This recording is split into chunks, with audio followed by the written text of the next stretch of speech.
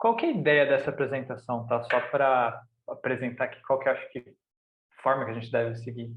Eu gosto que ela seja meio que uma conversa informal, assim, tá? Então, quem quiser me interromper, eu acho que vocês estão com poder de fala, é só desmutar e falar. Então, eu prefiro que vocês me interrompam com dúvidas conforme a apresentação ocorra, mas no final também a gente abre para pergunta e dá para bater um papo também sobre qualquer dúvida que vocês tiverem. Ela é uma apresentação mais para mostrar, tipo, as oportunidades que tem para economista fora da área acadêmica, para quem curte essa parte de microeconomia e coisas mais nessa linha. Tá? Então, basicamente sobre isso que eu vou tentar falar. Né? Como que, acho que hoje a gente está num momento bem bom para Data Science entrar, para economista entrar nessa carreira de Data Science. Então, tem algumas coisas que estão acontecendo no mercado que a gente está descobrindo que a gente precisa de pessoas com conhecimento de economista. Eu vou tentar meio que passar um pouco por esse panorama, passar um pouco por como está esse mercado e mostrar como que a gente usa um ferramental de inferência causal, que é o que a gente vê em econometria, principalmente, como que a gente usa isso aliado com microeconomia aplicada numa empresa de tecnologia. Tá? A ideia minha e do Moneda, bem mesquinhas, claro, é que a gente consiga trazer mais economistas para a área de Data Science do Nubank, mas eu acho que vale genérico, assim, se vocês quiserem aplicar para uma posição de Data Science em outra empresa, o conhecimento que está aqui talvez dê uma ajuda também, beleza? Então, quem quiser fazer pergunta, pode mandar no chat, pode desmutar e perguntar. Se não tiver alguma coisa se tiver alguma coisa que não entendeu, é melhor me interromper e perguntar na hora do que depois. Essa palestra ela não é técnica, tá? Ela vai falar, depende do ponto de vista, ela vai falar de poucas coisas técnicas, ela vai dar mais um high level, assim, das coisas. Eu vou apresentar em modo, sem ser esse modo aqui de tela cheia, porque fica mais fácil de eu lembrar o que eu tenho que falar depois, tá bom? Bom, então vamos lá, né? Um pouco sobre mim. Eu sou economista de formação, eu formei na UNB, economista. Aí, nesse momento, eu entrei no Nubank como trabalhando em modelos de crédito. Por muito pouco tempo, tá? Eu trabalhei pouco com modelo de crédito, depois logo eu fui transferido para marketing e depois para collections. Em collections trabalhei bastante com engenharia de dados, tá? Então foi um trampo bem mais programador, bem mais engenheiro de software do que data science em si. Quando eu cheguei lá em collections, para quem não sabe é o departamento que cobra a galera que fica atrasada no cartão de crédito. Então, quando eu cheguei em collections era tudo mato. Então, antes de começar a fazer qualquer tipo de modelagem, a gente teve que construir toda a infraestrutura lá. Então, foi um trampo bem de machine learning, de engenharia.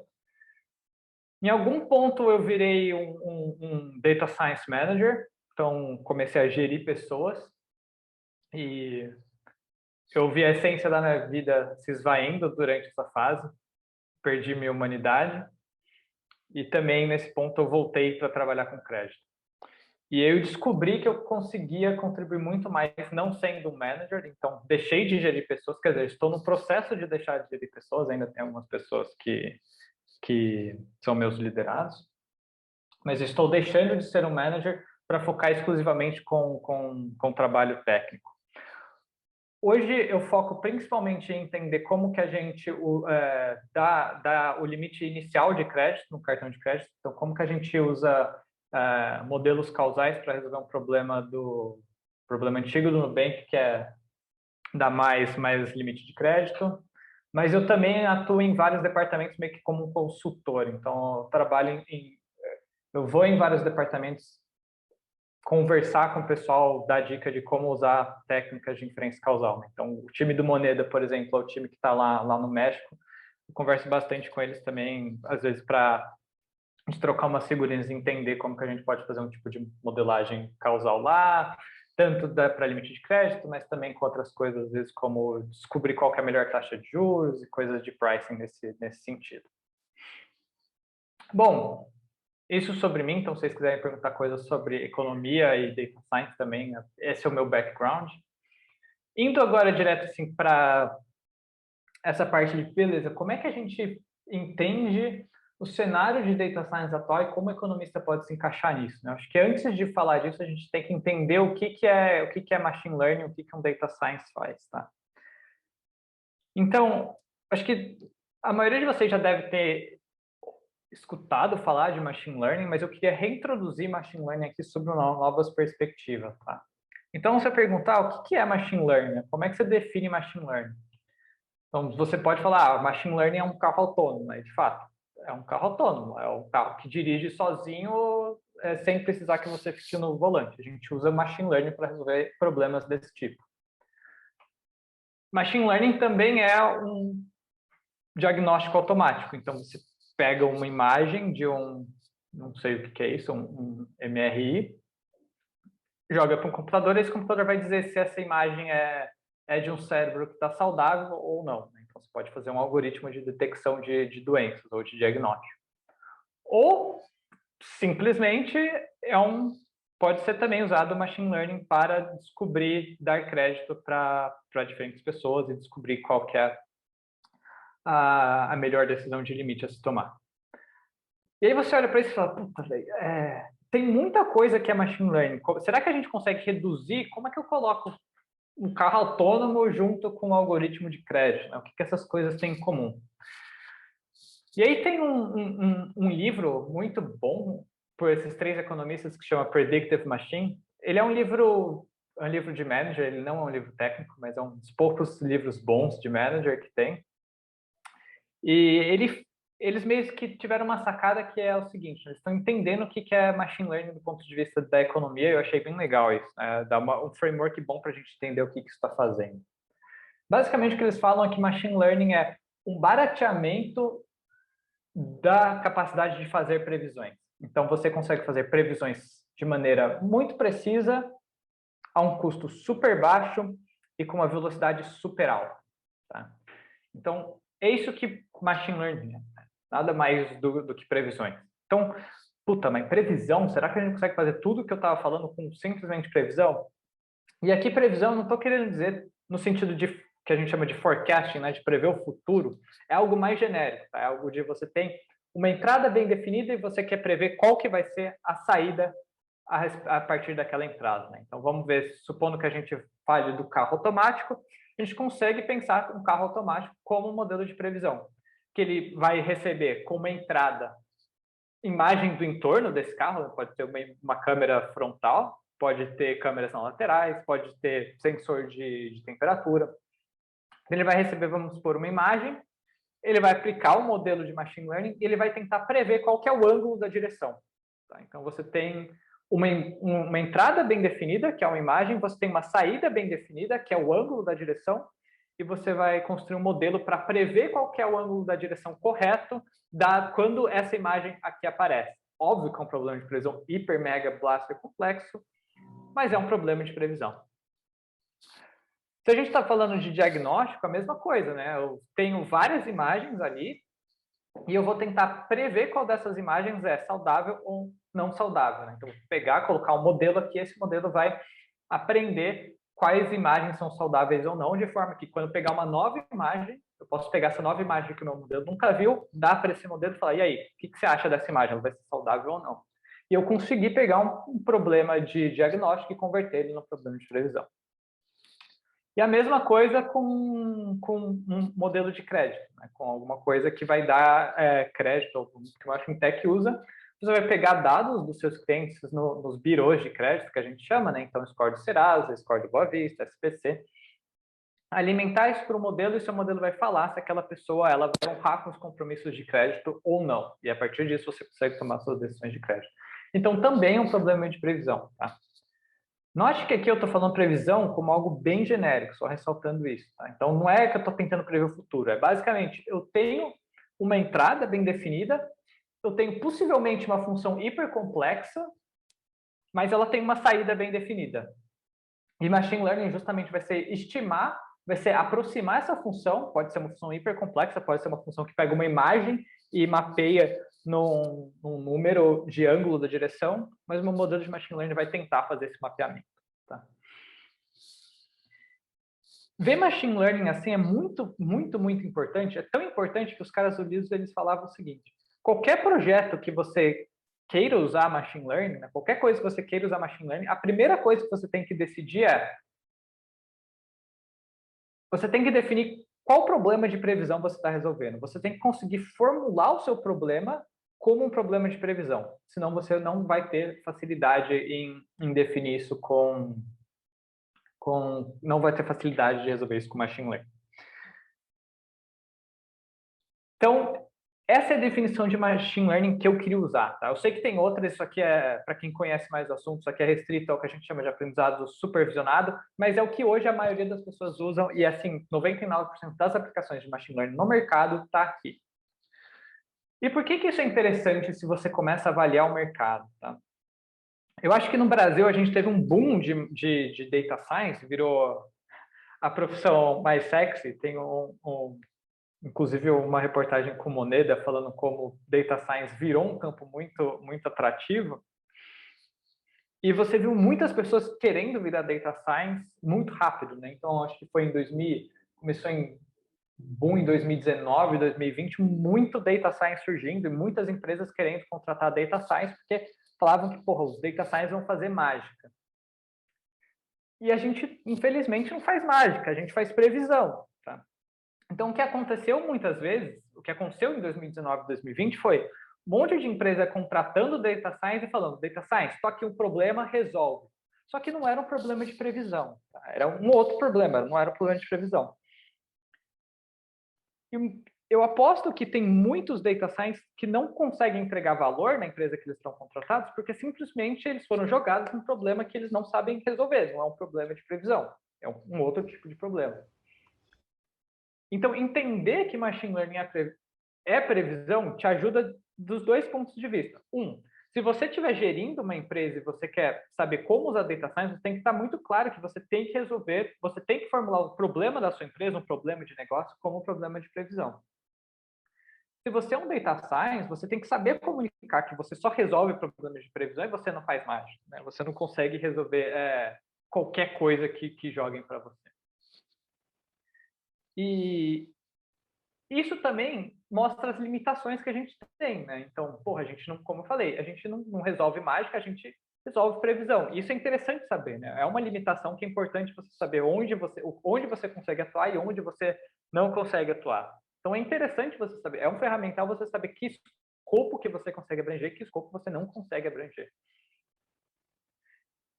E de forma nenhuma eu estou querendo denigrir a capacidade da previsão. Tá? Previsão é uma coisa muito importante, resolve muito problema, mas não resolve todos. Tendo entendido o que é machine learning, né, o que eu vou tentar mostrar aqui agora é a gente vai pegar um problema bem clássico de microeconomia e um problema bem clássico do ponto de vista de negócios. Tá? Tem muitas empresas tentando resolver esse problema. E a gente vai tentar atacar esse problema com previsão. Tá? E eu vou mostrar que esse problema talvez não seja a melhor coisa a resolver esse problema com previsão. Talvez tenha outra forma de resolver. E a forma de resolver esse problema, na verdade, vai ser uma forma que a gente chama de inferência causal, né? Que é a forma que a gente está acostumado a resolver problemas em microeconomia e em econometria. Eu vou pegar o mesmo problema e vou atacar ele com duas ferramentas, tá? Com a ferramenta de previsão e depois com a ferramenta que a gente chama de inferência causal. Então, vamos entrar mais nesse problema. Então, o que eu estou querendo dizer com o problema que a gente vai tentar resolver com machine learning, ou nesse caso, estou falando machine learning mais previsão, né, com modelos preditivos. Qualquer produto que você quer oferecer no mercado, ele vai ter que ter duas coisas, tá? Ele vai ter que gerar uma receita, mesmo que indireta, porque senão esse produto não estaria sendo disponível no mercado. E ele, infelizmente, vai ter um custo. Ele vai ter um custo de você produzir aquele produto. Acho que não preciso falar muito sobre isso para economistas, mas você pode reduzir qualquer produto, qualquer coisa sendo oferecida no mercado a um produto que ele gera custos e ele gera receita. Pode ser que ele não gere receita, mas ele não vai ficar no mercado por muito tempo. Mas então, que tomara que gere receita.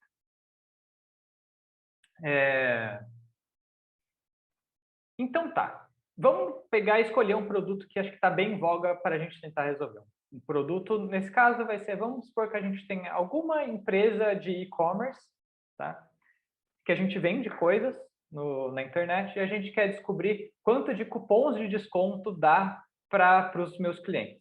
Okay? É um problema bem clássico. Por dia eu tenho que decidir cupons, né, para quem manja de microeconomia, é nada mais do que um preço, tá? Então, estou tentando decidir qual que é o preço. É como se eu tivesse o que a gente chama de discriminação de preço de primeiro grau. Eu posso escolher o preço para cada um dos meus consumidores, só que em vez de escolher o preço, eu escolho o desconto, né? Eu dou mais desconto e assim eu abaixo o preço. Então, vou tentar descobrir qual que é o desconto ótimo que eu dou para cada um dos meus clientes. E para simplificar, vamos supor que a gente tem dois tipos de clientes, tá? A gente tem o cliente do tipo 1 e o cliente do tipo 2. O cliente do tipo 1, ele gasta pra caralho, tá vendo? Aqui é gastos, tá? Então, aqui é o lado da receita só. Então, eu estou gerando receita de gasto. O cliente do tipo 1, ele gasta um monte. Tá? Melhor cliente. Cara, amo o cliente do tipo 1. Vai dar dinheiro pra caralho pra mim porque ele gasta. Ele gasta e parte desse gasto vira minha receita. O cliente do tipo 2, ele não gasta tanto. Ele gasta meio mais ou menos ali. Gasta um pouquinho. Então, vamos supor que a gente tem esses dois tipos de cliente. Cliente do tipo 1 e cliente do tipo 2. E esse aqui é a receita que eles me geram. Tá? É o tanto de dinheiro que eles estão gerando para mim via gasto. Eles gastam nos meus produtos, eu ganho isso de receita. Qual que é o custo desse meu processo? Tá? Vamos simplificar e falar aqui que o custo é simplesmente a quantidade de cupons que eu estou emitindo, porque cada R$ 1 que eu dou de cupom para a pessoa é R$ 1 a menos que essa pessoa está gastando comigo, né? Porque ela ganhou esse desconto. Então, é um custo linear simples aqui de cupom. Tá? Então, vou tentar maximizar o lucro dessa operação. Então, você pega isso aqui e você olha, esse é o negócio, tá? Você tem um e-commerce, você está tentando decidir quanto de cupons dá para cada tipo de cliente, você ganha receitas vendendo coisas e você ganha despesas dando mais cupom. Quanto mais cupom você dá, mais despesas você tem. E aí você pega um data science tradicional e joga ele aqui nesse problema. Data science, resolva esse problema. Né? Toque o problema para você resolver. E aí acontece muito aquilo que eu estava falando. Né? Se você aprende ciência de dados nos cursos que tem, na maioria dos cursos que tem hoje, o que, que você vai ver quando você faz um curso de ciência de dados hoje? Você vai ver uma porrada de algoritmos preditivos. Você vai ver árvore de decisão, você vai ver SVM, você vai ver redes neurais, gradient boosting, mental form, um monte de algoritmo de previsão. Então, você aprendeu a fazer previsão. Se eu catar um problema desses de decidir quanto o cupom dá com o cliente e jogar para um data science que acabou de aprender data science, o que ele vai fazer?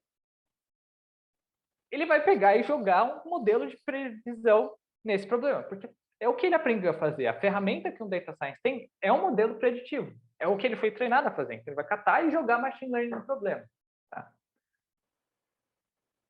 Como que isso costuma ser feito? Tá? Então, a gente vai ter vários clientes, a gente tem a base nossa de clientes, a gente vai treinar um modelo de machine learning que ele vai fazer o seguinte, ele vai tentar prever, um modelo preditivo, quanto de gasto que o cliente vai ter. Então, ele vai pegar algumas variáveis do cliente, ele vai tentar adivinhar qual vai ser o gasto desse cliente. Então, o cliente 1 gasta 400, 2, 300. Ele vai tentar aprender quanto que um cliente vai gastar no seu negócio. Tá? Então, toda vez que chegar um cliente novo, eu pego esse cliente, dou para o meu modelo e o meu modelo vai falar, esse cliente vai gastar X. E esse modelo pode ser bom para caralho, ele pode prever muito bem quanto que o meu cliente vai gastar. O que eu vou fazer? Eu vou pegar essa previsão de gastos dos meus clientes e eu vou segmentar essa base. Por que eu vou segmentar minha base? Porque segmentar é da hora, né? O Facebook faz segmentação, então eu vou lá segmentar minha base. Todo mundo faz, então eu devo fazer isso também. E eu vou segmentar da seguinte maneira, tá? Eu vou pegar e segmentar a base pela minha previsão de gastos. Então, eu vou criar um segmento que vai gastar pouquinho, vou criar um segmento que vai gastar médio, vou criar um segmento que vai gastar para caralho. Então, eu vou ter esses três segmentos no gasto, eu vou segmentar minha base em gastos. Tá? E o que eu vou fazer? Eu tenho um modelo que vai adivinhar quanto que o cliente vai gastar no meu negócio. E eu tenho que, a partir disso, dar cupons para os meus clientes. Então, eu olho isso, qual que é a coisa mais natural que as pessoas pensam? Segmento, vem um cliente novo, ele cai no segmento 1.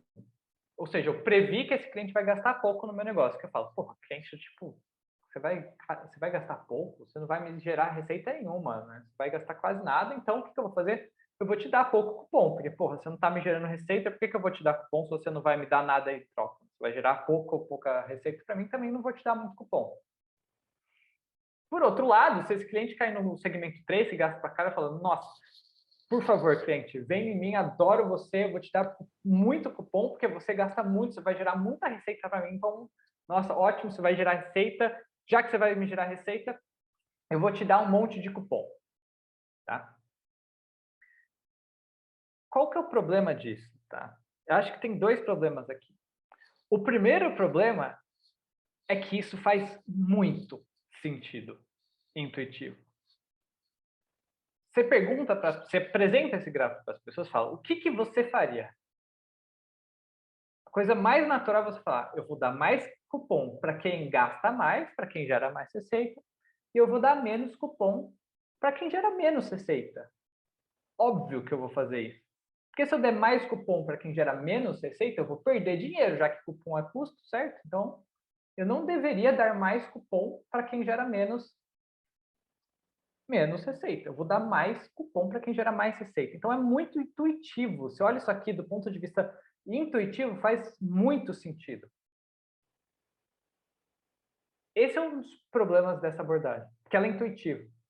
Só que ela está longe de ser ótima. E eu vou mostrar para vocês por que ela está longe de ser ótima. A gente está dando mais cupons para as pessoas que gastam mais e menos cupons para as pessoas que gastam menos. Então, se a gente voltar lá nos nossos dois tipos de clientes, né, o cliente do tipo 1 gasta para caralho, eu vou dar um monte de cupons para ele. O cliente do tipo 2, que não gasta nada, vou dar só um pouco de cupom. Tá? Então, essa vai ser a minha decisão final. Eu vou dar mais cupons para os clientes que gastam mais e menos cupons para os clientes que gastam menos. De novo, isso não é a pior coisa do mundo, tá? Mas eu vou mostrar agora que a gente pode fazer muito melhor do que isso. E aí que a gente vai entrar na abordagem que eu chamo de inferência causal, mas é a abordagem que talvez vocês não conheçam com esse nome, mas é o que a gente vê em econometria, desculpa, né? Quando a gente está tentando estimar o efeito de uma coisa em outra. O que a gente... Qual que era o problema? Então vamos entrar assim, intuitivamente. Quais são os problemas que a gente consegue pensar com aquela abordagem que eu falei lá em cima? Né?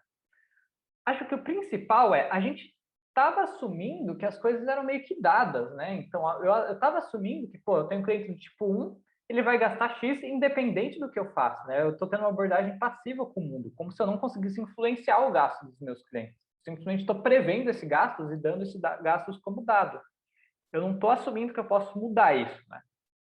E a inferência causal, ela vai quebrar um pouco esse tipo de paradigma. Ele vai falar, porra, eu consigo intervir aqui de forma a aumentar os meus gastos e aumentar a receita, né? Ou, no caso, aumentar os gastos dos clientes e aumentar a minha receita. O que estava faltando a gente ver que se eu mostrasse ficaria muito óbvio, né? Então, agora eu vou mostrar a função de lucro, que é justamente a receita menos a despesa. Se eu mostrar essa função de lucro, dá para ver que os pontos ótimos dessa função são bem diferentes, né? Então, ponto ótimo...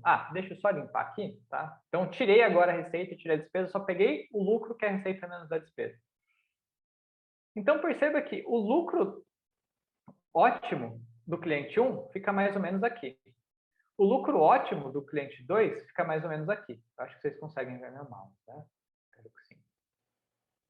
Então, o lucro do cliente do tipo 2 fica numa região que tem mais cupons.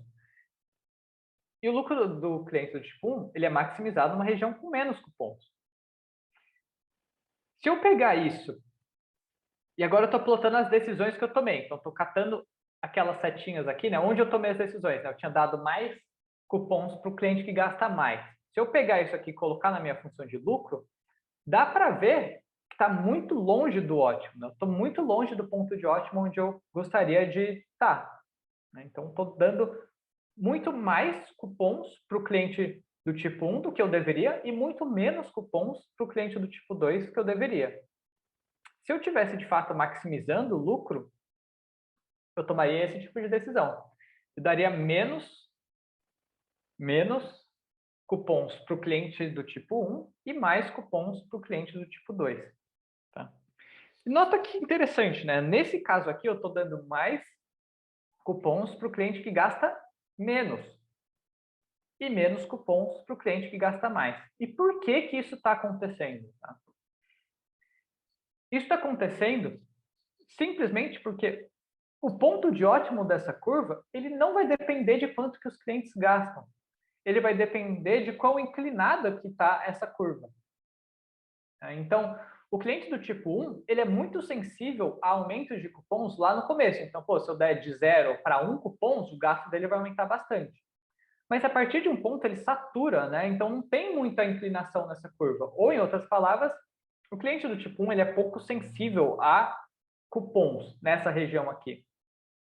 Já o cliente do tipo 2, não. A curva continua inclinada por bastante tempo. Eu vou dando cupons e a inclinação permanece. E ele vai gastando cada vez mais, cada vez mais. Tá? Em linguagem mais técnica, o que a gente está falando? A receita marginal do cliente do tipo 1 é menor do que a receita marginal do cliente do tipo 2. Né? Quem está com o micro fresco na cabeça aí lembra do que é a receita marginal, é basicamente a derivada dessa curva. Então é isso, né? O cliente do tipo 2, ele é mais sensível. Embora ele gaste menos, ele é mais sensível ao cupom. Se ele é mais sensível ao cupom, a gente deveria dar mais cupons para ele. Né? Então, como que a gente resolve esse problema? Então, em economia, como que a gente resolve esse problema de otimização? Em microeconomia, a gente vê aquela famosa equação de custo marginal igual a receita marginal, né? Basicamente isso que a gente tem que fazer. O problema para resolver isso é o seguinte: a gente estava prevendo a receita, né? A gente estava prevendo quanto que os clientes gastavam quando a gente estava usando a machine learning tradicional. Só que a previsão, ela estava me falando quanto que os clientes iam gastar. Mas eu não quero saber quanto que eles vão gastar. Eu quero saber quanto a mais eles vão gastar, dado um aumento incremental de cupons. Em outras palavras, eu não estou muito interessado em saber o nível da minha curva de lucro.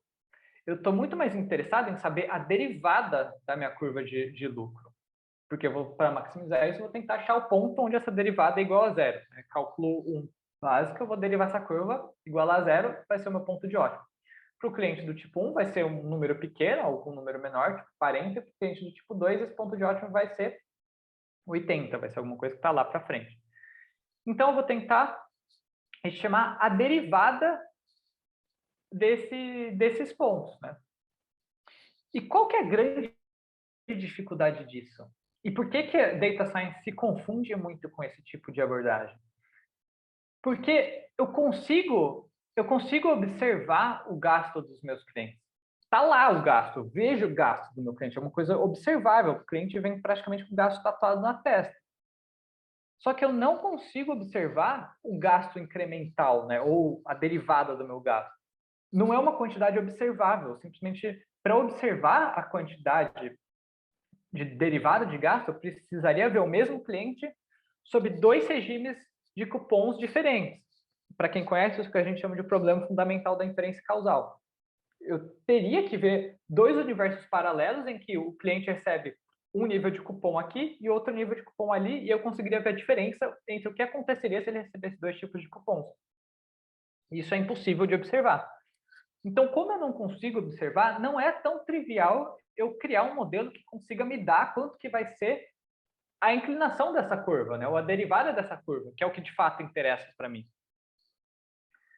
Eu vou abordar aqui uma fórmula de fazer isso, mas tem outras, tá? Quem já, acho que vocês já, não sei se vocês já viram outras metodologias, mas tem uma forma bem tranquila, que é o seguinte. Vamos abrir essas funções, tá? Então, vamos abrir essa equação de lucro. Primeira parte, vamos abrir a função de custo, porque ela é fácil. Tá? A gente já falou que a gente sabe como isso funciona. Né? O custo vai ser simplesmente o custo unitário do cupons vezes a quantidade de cupons que eu dou. Não tem muito mistério aqui. A gente está interessado mais no lado da receita. Como que é a minha função de receita? Cara, eu não faço ideia de como que é a minha função de receita.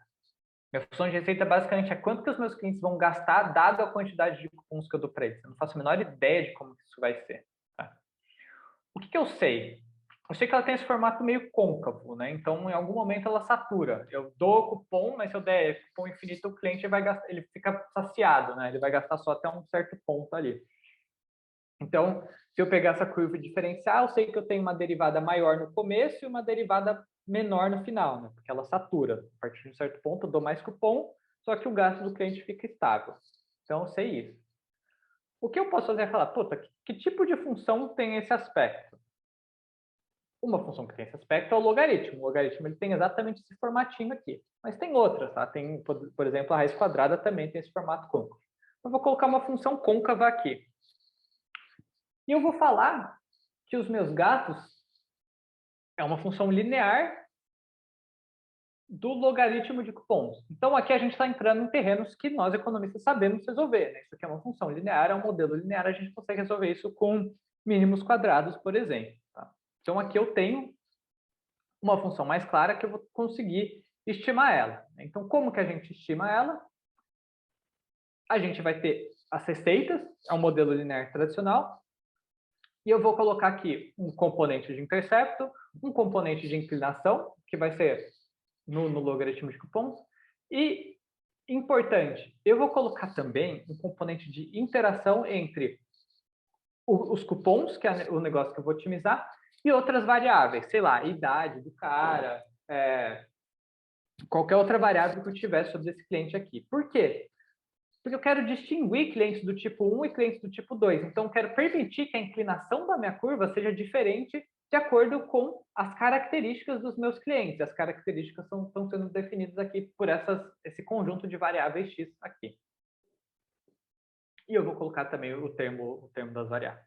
Então, esse é o modelo, tá? Esse é um modelo de econometria bem padrão, tá? Um modelo linear de econometria, e eu vou estimar esse modelo nos meus dados. Quando eu estimo esse modelo nos meus dados, eu vou basicamente estimar esses betas aqui, né? Estimar quanto que são esses coeficientes, ou seja, quanto que a receita aumenta dado um aumento unitário em cupons. É isso que eu vou estimar. Com isso, estimando esses componentes, eu vou conseguir, mesmo sem observar a derivada da minha curva, eu vou conseguir uma fórmula para ela. Qual que vai ser essa fórmula? A derivada da minha curva de receita, se a gente pegar isso aqui e derivar, vai ser o quê? Se a gente derivar ela em cupons. Esse termo aqui é uma constante some, esse termo aqui não depende de cupom some.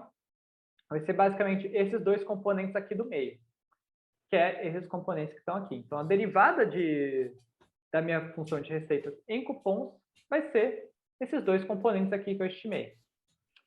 Então, com essa fórmula, eu consigo a inclinação da minha curva, ou seja, isso aqui é a equação que me dá quão inclinada é essa curva aqui. Tá? Quão inclinada é essa curva, ou seja, quão sensível é o meu cliente a um aumento de cupom, que era justamente o que eu queria saber. Eu não queria saber quanto que o cliente ia gastar, eu queria saber quanto que o gasto dele aumenta, dado um aumento de cupons. E é isso que essa fórmula aqui vai me dar. Com isso, eu tenho um modelo muito mais interessante que, em vez de prever gasto, prevê sensibilidade do gasto ao cupom. Com isso, a gente pode voltar ao framework original, que é, agora eu tenho esse modelo que eu vou chamar de modelo causal, que ele vai me dar a derivada das receitas no cupom. Em vez de segmentar os meus clientes por gasto, eu vou segmentar eles por sensibilidade, que é o que o meu modelo dá. Então, agora, o segmento 1, não é que o segmento 1 gasta pouco. O segmento 1 ele é pouco sensível a cupons. Eu dou mais cupons, ele gasta mais ou menos a mesma coisa. O segmento 3, ele é muito sensível a cupons. Eu dou um pouco de cupons, ele gasta muito mais. Agora sim, é muito mais razoável usar isso aqui para segmentar minha base. Eu vou dar mais cupons para quem é mais sensível a cupons. Para quem o gasto vai aumentar mais quando eu der essa quantidade de cupons. E menos cupons para quem, se eu desse quantidade de cupons, vai gastar menos. Com isso, eu vou chegar numa resposta muito mais razoável para o nosso problema, que era quanto que eu tenho que dar de cupons para cada cliente. Porque agora eu não estou dando mais cupons para o cliente que gasta mais. Eu estou dando mais cupons para o cliente que é mais sensível a cupons. E a gente conseguiria chegar no ponto de ótimo da nossa curva, porque a gente consegue estimar qual que é a derivada dela, que é justamente a derivada, a sensibilidade. são a mesma coisa. Estou chegando aqui nesse ponto de ótimo da minha curva. Deixa eu ver quanto tempo a gente tem. Beleza. Então, é isso que a gente está tentando fazer. É isso que a gente vê em econometria. Então, isso aqui é um modelo de econometria que basicamente está tentando estimar a elasticidade, né, que a gente também chama, basicamente a elasticidade de cupons nas receitas, ou está tentando estimar a receita marginal. Então, um problema de microeconomia que a gente vê durante a graduação inteira. Né? Por isso, e nota que esse problema ele vai chegar numa solução muito mais interessante do que simplesmente tacar um modelo de machine learning preditivo no problema, como a gente estava fazendo antes. Então, acho que esse é um dos motivos pelo qual eu acredito que agora, como economistas, a gente está tendo a gente está descobrindo que a gente pode resolver esse problema, que ele não é possível de ser resolvido com as ferramentas tradicionais de data science, que são modelos de machine learning preditivos. A gente tem um ferramental, a gente já tem essa mentalidade de tentar estimar a causa das coisas, e a gente agora está entendendo como que esse ferramental pode ser usado no ambiente industrial. Né? Nesse caso aqui, estou tentando otimizar cupons, mas eu posso tentar otimizar qualquer outra coisa. Então, sabendo resolver esse tipo de problema de inferência causal, que é uma coisa que a gente é treinado na faculdade a fazer, a gente tem um set a mais de ferramentas. Né? Então, a gente consegue resolver uma outra classe de problema. Aquilo que eu estava falando, data science com modelos preditivos consegue resolver problemas preditivos.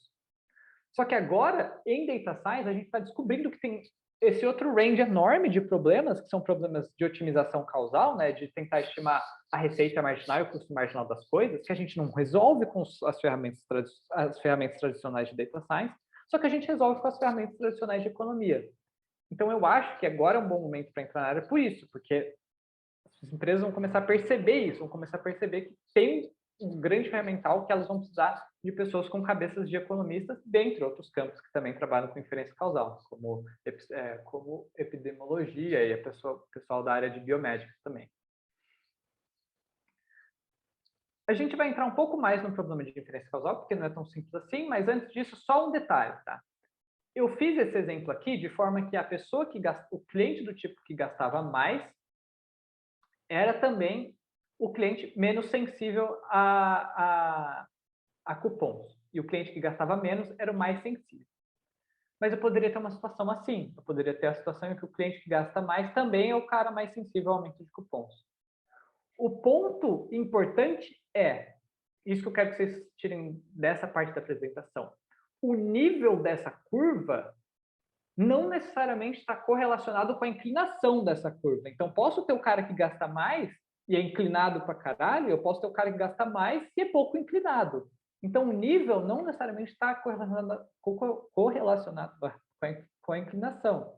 E para a otimização, o nível pouco importa, ele vai ser uma constante quando eu derivar ele. O que importa é a inclinação, é a receita marginal. Tá? Então, só falar isso. Né? Nesse caso, sim, o cara que gastava menos, ele era mais sensível, mas isso não sempre é verdade. Tá? Eu fiz o exemplo assim, só para ficar mais fácil de entender, mas eu posso ter as duas situações. Beleza, o que a gente tem que ficar atento quando a gente vai usar agora inferência causal? O que eu estava falando até agora é o que a gente chama na literatura de heterogeneidade no efeito de tratamento. É um nome comprido para dizer o seguinte: pessoas diferentes respondem de maneiras diferentes ao meu tratamento. No meu caso, meu tratamento é cupom, mas pode ser qualquer outra coisa, pode ser preço, pode ser limite de crédito, pode ser juros. Então, tenho que achar clientes que respondem de maneiras diferentes ao meu tratamento. Eu vou fazer mais do meu tratamento para aquelas pessoas onde ele é mais efetivo. Eu vou dar mais cupons para as pessoas que são mais sensíveis a cupons, que são mais sensíveis ao meu tratamento. No meu caso, meu tratamento é cupom. Mas tem outro problema de inferência causal, que é o problema que vocês costumam ver em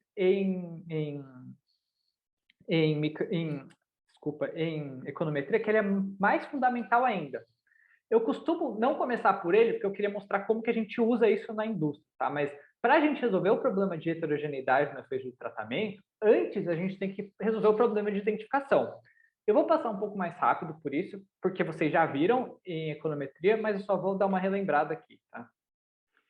Vamos supor que você tem um cliente e você quer estimar qual que é o efeito causal de cupons em gastos. Você tem essa verdadeira relação aqui, certo? Então, essa é o verdadeiro efeito causal. Só que, por algum motivo, sei lá, às vezes no passado, seus analistas falaram que era isso que você tinha que fazer, você deu mais cupons para quem gastava mais e menos cupons para quem gastava menos. Como que seus dados vão se parecer se você fizer isso? Vão parecer alguma coisa assim. Tá? E se você tentar estimar esse modelo, você vai estimar essa relação. Tá? Você vai estimar que o seu efeito causal é muito maior do que de fato ele é. Ou seja, você vai ter um problema de viés. Tá? Por que você vai ter viés? Basicamente porque você deu mais cupons para as pessoas que gastam mais. Você deu menos cupons para as pessoas que gastam menos. Tá? Então você está confundindo as coisas. Você está falando, pô, essa pessoa aqui, não é que ela está gastando um monte porque eu dei um monte de cupons para ele. Você inverteu a causalidade, né? Você deu vários cupons para aquela pessoa porque ela gasta muito. E aí você vai estimar uma relação causal errada. Porque você tem problema de viés. Como que a gente resolve esse problema de viés? É o assunto da econometria inteira. Tá? A forma mais simples de resolver esse problema de viés é aleatorizando as coisas. Tá? Então, a gente pode simplesmente aleatorizar quanto que a gente dá de cupom para as pessoas. Essa é uma grande vantagem que a gente na indústria tem sobre as pessoas que estão na academia, porque a gente consegue mexer nas coisas. Né? Quem está na academia tem que pegar o dado como está e não tem muito como intervir. Óbvio, você consegue fazer experimentos, só que é bem custoso e dá bastante trabalho. Na indústria é relativamente simples, eu falar, vou aleatorizar cupons e pronto, tem um teste aleatório, acabou o meu viés. Outra forma que a gente tem, né, que é o que a gente vê bastante em modelos de regressão, é o que a gente chama de ajustar para confounders. Né? Então, vou pegar e colocar covariáveis ali para tentar ajustar, para tentar fazer com que as pessoas sejam comparáveis. Né? Vou tentar comparar, colocar, sei lá, colocar o gasto, colocar alguma coisa que identifique aquela pessoa e tentar estimar ali, comparar simplesmente pessoas que são comparáveis. Então, vou comparar pessoas que gastam bastante com pessoas que gastam bastante, pessoas que não gastam bastante com pessoas que não gastam bastante. Então, vou tentar deixar as coisas mais balanceadas. Com o modelo de regressão multilinear, por exemplo, faz isso. Ou a gente vai usar experimentos naturais. Então, experimentos naturais, aqui eu estou colocando uma grande coisa de experimentos naturais, mas pode ser coisas como variáveis instrumentais, dados em painel, diferenças de diferenças, regressão RDD, Regression Discontinuity Design. Se você trabalha na indústria, você vai ver muito disso, tá? Então, muitas vezes você vai usar, tem algum tipo de variável que vai definir para quem você dá mais cupom e para quem você dá menos cupom. Por exemplo, vamos supor que de alguma forma você arrenda os meus cupons. Então, eu vou falar, pessoas que ganham mais do que 10 mil reais, eu vou dar bastante cupom. Pessoa que ganha menos do que 10 mil reais, eu vou dar pouco cupom. E vou ter uma descontinuidade ali no 10 mil que eu vou conseguir explorar. Então, bem lá no 10 mil, é como se eu tivesse um teste aleatório ali. Ou descontinuidades temporais, né, que é o diff in diff. Vamos supor que tem algum dia que você faz uma mega promoção e você dá um monte de cupom para a galera só naquele dia. Então você faz uma comparação antes e depois, que é meio que o diff in diff faz. E aí um shameless plug, aqui eu fiz um livro sobre causalidade em Python, então tem todas essas técnicas que eu estou falando, elas estão discutidas em detalhes lá para quem quiser olhar.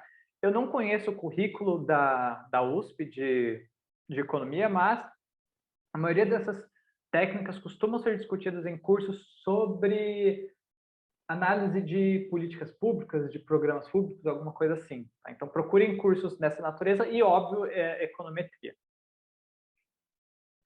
Bom, então esse é o problema de identificação. Tá? Então, só relembrando, a gente tem que resolver esse problema antes de resolver o problema de heterogeneidade no efeito de tratamento. Eu tenho que conseguir desenvezar a minha relação, eu tenho que desenvezar os meus dados para conseguir aprender a verdadeira relação causal.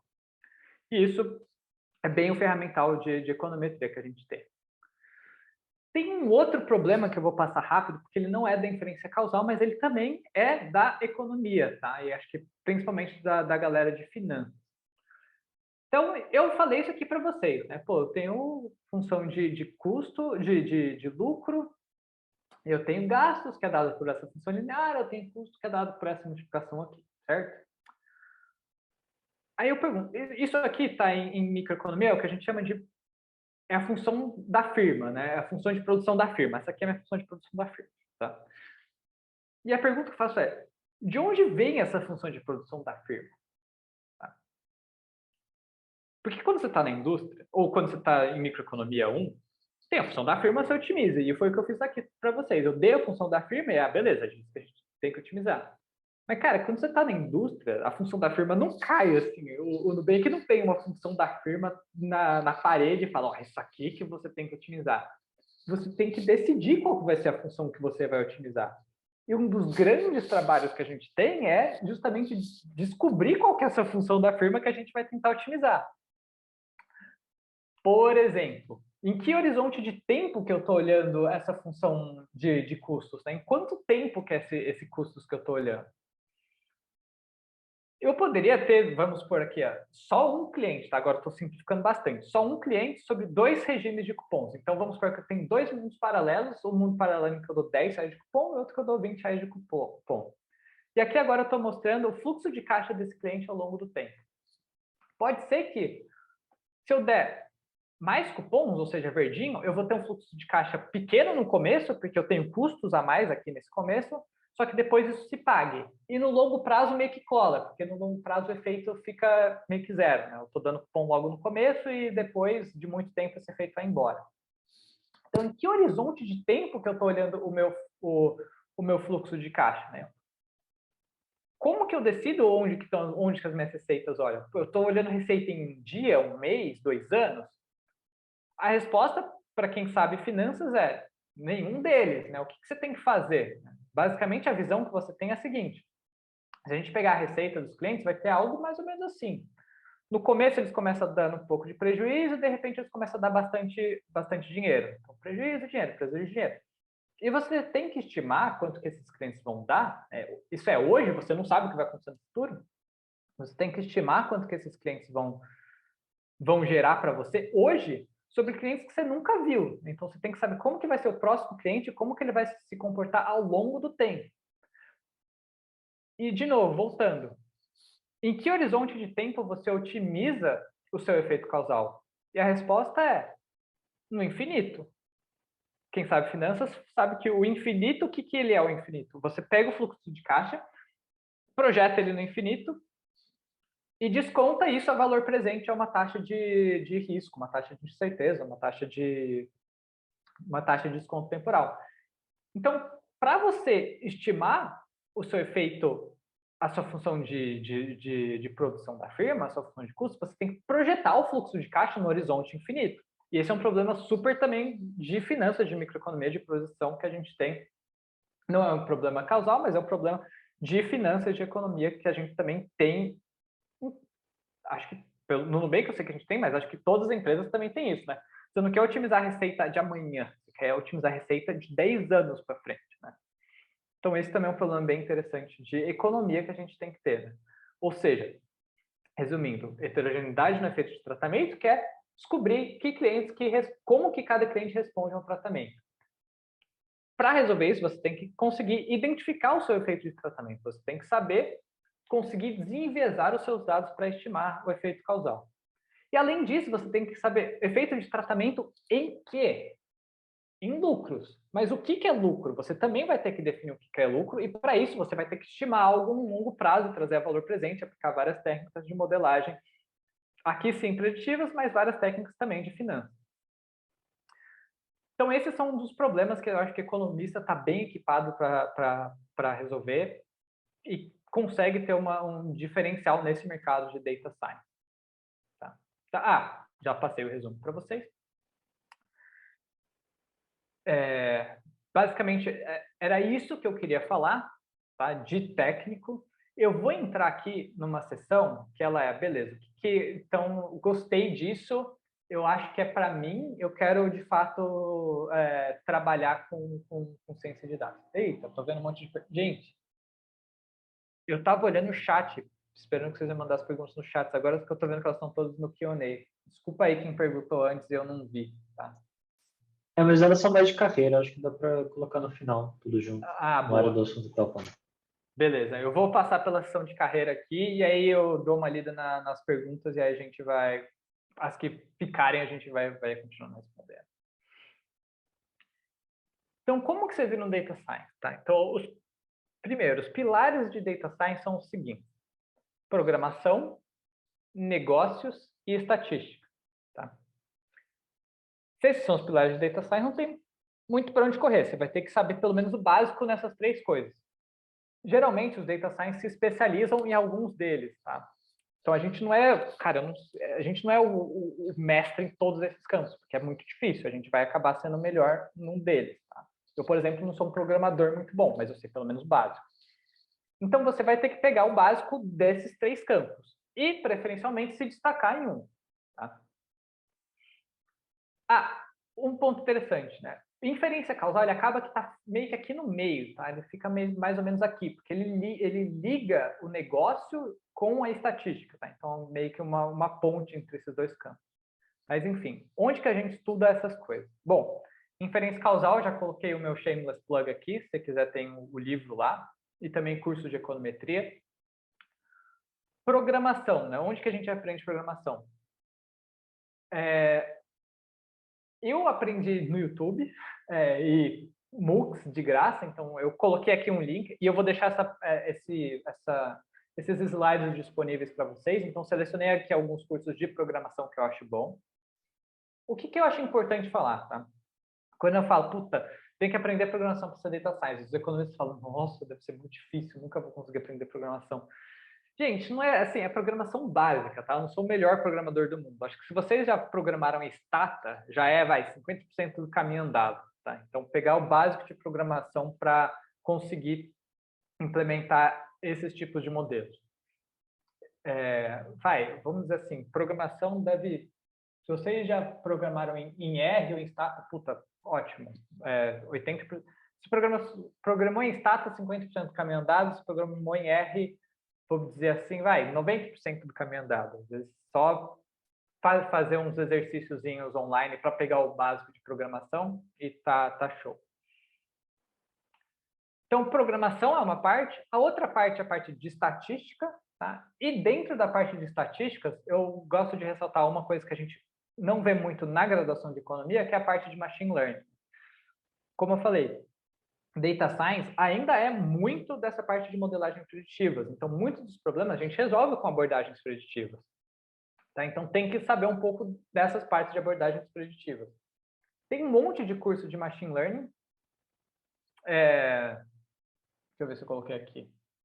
Coloquei aqui também os cursos de Machine Learning, quem quiser. Acho que esses dois aqui são de Machine Learning, muito bons. Quem quiser fazer por eles, tem aqui os links, são todos de graça. E só tomar cuidado com o que eu chamo de Machine Learning Snake Oil, que é gente prometendo resultado milagroso. Tipo, só que eu achei no Google, tá? Eu tirei, para não me processarem, eu tirei de quem quer. Mas algumas coisas como curso de Machine Learning sem programar, aprender Machine Learning em 1 hora, um curso que ensina blockchain e Machine Learning, né, que é inteligência artificial, que não tem nada a ver uma coisa com outra. Então, fica de olho nessas coisas, tá? Como o Machine Learning está muito hypado, vai ter muita gente tentando vender curso ruim. Então, toma cuidado com isso. Mas, se você quiser pagar um curso também, eu acho que, assim, às vezes, depende do estilo de aprendizado que você tem, fica à vontade, só toma cuidado com isso.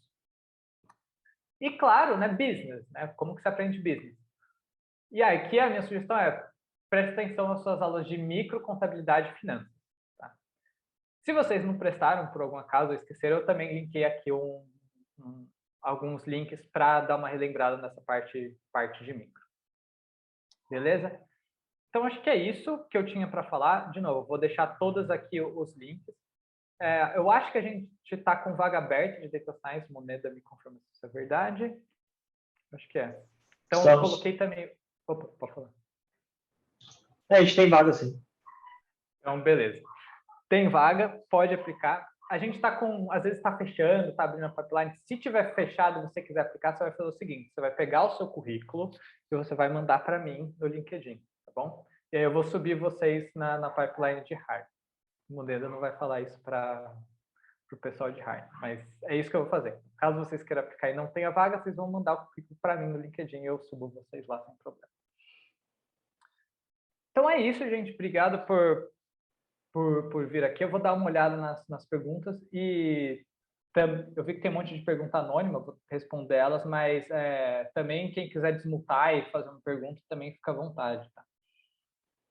Vamos começar no Q&A ali nas perguntas, a gente responde todas e aí depois, pessoal. Aliás, se vocês quiserem mandando mais perguntas lá, fica à vontade. E também pode abrir o microfone, como o Focuri disse. Então tá, eu vou pegar essa aqui de baixo que vamos começar de cima, vai. Gostaria de saber quais são os assuntos que alguém precisa dominar para iniciar na área. Acho que essa já foi, né? Tem como falar que ela já foi? Tá bom, não sei. Vamos para o próximo. Mas é aquilo lá que eu falei. São essas três aqui: business, estatística e programação. E dentro de estatística, a parte de machine learning. Que linguagem é mais interessante para estudar? Olha, depende de onde você vai se candidatar. Tá? No Nubank, a gente usa Python e não R. Então, se você quiser se candidatar para o Nubank, eu recomendo estudar Python. O nosso processo seletivo, ele não cobra nenhuma linguagem específica. Você pode fazer qualquer das linguagens de programação que você se sentir mais confortável. Mais uma vez, aqui dentro, a gente vai ensinar ou cobrar que você aprenda Python. Te dá um tempo para isso, óbvio, mas a gente usa Python internamente. Só complementando nessa da linguagem, acaba não sendo uma coisa tão relevante assim. Eu sei que quando a gente vai começar a aprender, a gente pensa que é uma super grande escolha, que se você tomar o caminho errado, sua carreira já era. Mas não é isso. Tipo, tem muita gente que entrou no Nubank sem saber Python, fez o processo de outra linguagem ou fez a primeira vez que usou Python, tentou usar no nosso processo e mandou bem. É muito mais importante que você saiba o que você está fazendo, como o Facuri mostrou, né? Um problema. Era uma questão de você saber o que estava fazendo do que a ferramenta em específico que você estava usando, sabe? Então, para a gente é muito mais importante essa parte do que uma linguagem em específico. Eu costumo imaginar assim que Python, como é uma linguagem mais geral e que tem bibliotecas de muitas outras coisas, dependendo de para onde sua carreira vai, outros gostos que você possa ter, é mais fácil de conectar com outras coisas e bibliotecas enfim, de desenvolvimento web ou qualquer outra coisa, Python vão ter mais coisas. Em R, como é uma linguagem que muita gente na academia usa, às vezes tem técnica nova que sai em R e aí alguém ainda precisa adaptar para Python, sabe? Então, muitas vezes a pessoa publica o paper com o código em R ou o pacote em R e leva um tempo para sair para Python. Então, acho que essas são as únicas duas diferenças nas linguagens. E, claro, assim, eu acho que Python, em geral, em empresas de tecnologia é mais comum. Mas, novamente, não é uma escolha que faz lá tanta diferença. É muito mais importante focar em entender os fundamentos. Boa. Aí alguém perguntou aqui alguém perguntou aqui sobre aplicações em macro. Cara, eu sou muito ruim com macro, tá? O que eu sei é isso que você falou, que é em fundo quant. Em fundo quant, a galera usa bastante machine learning para coisas de mercado financeiro. Então, prever curva de juros, prever spread cambial e coisas desse tipo, tá? Mas eu não conheço muito, sinceramente. Conheço mais as abordagens de micro. Acho que macro é mais mercado financeiro mesmo. Foi, então. Eu sou formada, não tenho experiência na área de data science, mas gostaria de entrar nesse mercado. Para quem quer começar a carreira, você tem conselho para qual caminho seguir? Tá. O conselho que eu tenho é: aprenda o básico das três áreas que eu coloquei aqui e tenta se especializar numa coisa. Tá? Então, assim, vamos dizer, o básico, que é estatística, programação e business, é meio que a barreira de entrada. Então, sem isso, é meio difícil atuar como data science, porque, pô, você precisa de programação para colocar suas ideias no mundo real, para implementar suas ideias. Você precisa de intuição de negócio para você saber que você está ganhando dinheiro com as suas ideias. E você precisa do ferramental estatístico para fazer toda a estimação das coisas que você quer otimizar. Então, você precisa desses três componentes, né? Eles são de fato essenciais.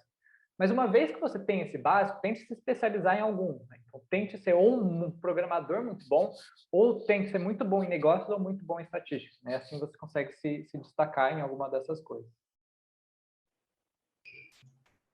Quer Eu complementar, daria mano? mais uma dica nessa parte que é, né, você vai começar a estudar Data Science, aí o Fakuri passou uns links ali, você vai estudar programação, estatística, business, é, faça um ciclo entre estudo e prática, e para mim, geralmente tem tipo uns 3 estágios, né, tipo, você estuda, algumas vezes o curso mesmo que você está fazendo tem uma atividade prática, um projetinho, mas vai ser um ambiente super controlado, né? Tipo, vai ter o dataset ou já vai ter o que você tem que fazer, aí você vai lá, treina um pouco. E o estágio seguinte seria que você se propusesse a aplicar de alguma forma que ninguém está controlando o ambiente. Então, tenta pensar no problema que você consegue pegar os dados ou que tem dado público e pensa no que você gostaria de resolver com aquilo. Por exemplo, sei lá, você pega dados do Enem. Aí tem lá quem veio de escola pública e quem veio de escola privada. Aí eu estou dando esse exemplo porque isso é uma coisa que eu queria muito fazer, que eu estou enrolando, mas quem sabe algum final de semana. E aí você quer responder, como que seria a melhoria das notas do Enem se todo mundo fosse para a escola particular?